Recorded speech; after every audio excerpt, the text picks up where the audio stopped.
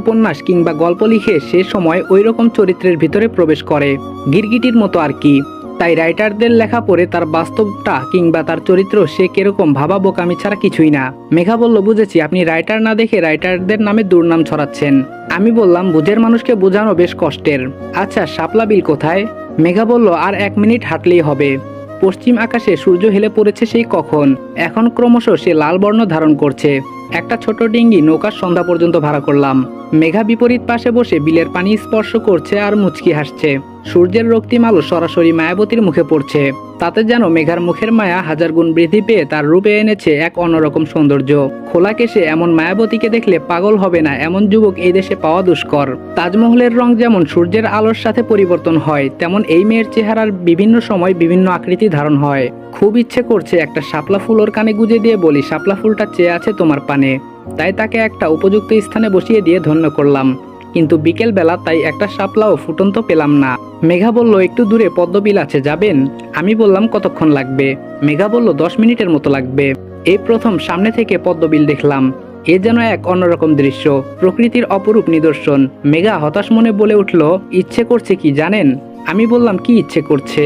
মেঘা বলল, এই বিল ধরেই অজানা কোথাও হারিয়ে যাই, যেখানে থাকবে না কড়া শাসন, কেউ আমার ইচ্ছেগুলোতে বাধা হয়ে দাঁড়াবে না, যেখানে আমার অনুভূতিগুলো নিজের ইচ্ছা মতোই চলবে, সামনে থেকে পথ আগলে কেউ দাঁড়াবে না। আমি বললাম, ইচ্ছে থাকলে সংসারে থেকেও নিজের স্বপ্নগুলো পূরণ করা যায়। মেঘা বলল, কিভাবে? আমি বললাম, কল্পনায়। মেঘা বলল, বড়ই হাস্যকর, আমার বাস্তব চাই। আমি বললাম, তোমার হবু বর কি করে? মেঘা বলল, ওই বেটা বুইরা কি করে কে জানে। আমি বললাম, কি উনি বৃদ্ধ? মেঘা বলল, বয়স 40+ তো হবেই। আমি বললাম, বয়স্ক লোকেরা কিন্তু বউ আদর করে বেশি, মধ্যপ্রাচ্যের দেশগুলোতে কিন্তু বৃদ্ধরাই বেশি বিয়ে করে, তাও আবার কুমারী মেয়ে। মেঘা বলল, এই যে মিস্টার, আমি এখন মধ্যপ্রাচ্যে নেই, বাংলাদেশে আছি, কি জানি আমার ভবিষ্যৎ কি। আমি বললাম, আচ্ছা, তোমার পছন্দের মানুষটার কথা বললে না?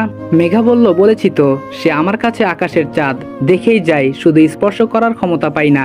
আমি বললাম, আচ্ছা, তোমার আকাশের চাঁদকে না হয় তুমি স্পর্শ করতে পারছো না, আমার আকাশের চাঁদকে কি আমি স্পর্শ করতে পারি?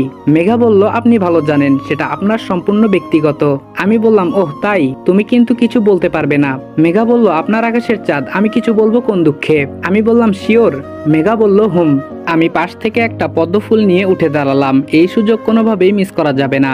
আমাকে উঠতে দেখে মেঘা আমার দিকে বড় বড় চোখ করে তাকালো, মুখের মাঝে বিস্ময়কর ছাপ, এক হাতে বৈঠা আর অন্য হাতে একটা পদ্ম ফুল। ধীরে ধীরে বিপরীত পাশে গেলাম। মেঘা বলল, আপনি এখানে কেন? আমি বললাম, চুপ। মেঘা বলল, পড়ে যাব তো। আমি বললাম, একটু সামনে বসো। মেঘা বলল, আমি অন্য প্রান্তে গিয়ে বসি। আমি বললাম, ওয়েট। আমি মেঘার পেছনে গিয়ে বসলাম। মেঘা একটু অন্যদিকে ঘুরে তাকাতেই আমি তার কানের কাছের চুলগুলো সরিয়ে পদ্মফুলটা গেঁথে দিলাম। আমার স্পর্শে মেঘা কেঁপে উঠল, থমকে গিয়ে পেছনে তাকালো। মেঘা বলল, এ কি করছেন আপনি? আমি বললাম, অনুমতি নিয়েই করেছি। মেঘা বলল, আমি আপনাকে কখন অনুমতি দিলাম? আমি বললাম, একটু আগেই তো। মেঘা বলল, তাই বলে আমি বললাম, হুম, তুমি সে মায়াবতী যে আমার কঠিন হৃদয়কে কোমল করেছ। জীবনে বহু নারীর সঙ্গে দেখা হয়েছে, কিন্তু কাউকে মনে ধরেনি। কেন যেন মন চাইছে আমার নিঃসঙ্গ জীবনে তোমাকে সঙ্গী করে অদূর ভবিষ্যতে তোমাকে নিয়ে পথ চলতে। মেঘার চোখে পানি কেন বুঝতে পারলাম না, এক হাত দিয়ে চোখের পানি মুছে বলল, তীরে নিয়ে চলুন। আমি বললাম, আমার কথার জবাব? মেঘা বলল, এটা কখনো হবার নয়। আমি বললাম, কেন? মেঘা বলল, আপনাকে বলেও কোনো লাভ নেই, তীরে নিয়ে চলুন। বাকি পথটা আর কথা হয়নি, এক সময় তীরে এসে পৌঁছলাম। মেঘা নৌকা থেকে নেমে এক প্রকার দৌড়ে চলে গেল। মেঘাকে কথাটা বলা ঠিক হলো কিনা ভাবছি। ব্যর্থ প্রেমিকের মতো হতাশ মনে শুয়ে আছি বিছানায়, কিছুই ভালো লাগছে না। এইদিকে প্রতিনিয়ত তরির বিয়ে ঘনিয়ে আসছে, কিছু করার মতো উপায় হাতে নেই।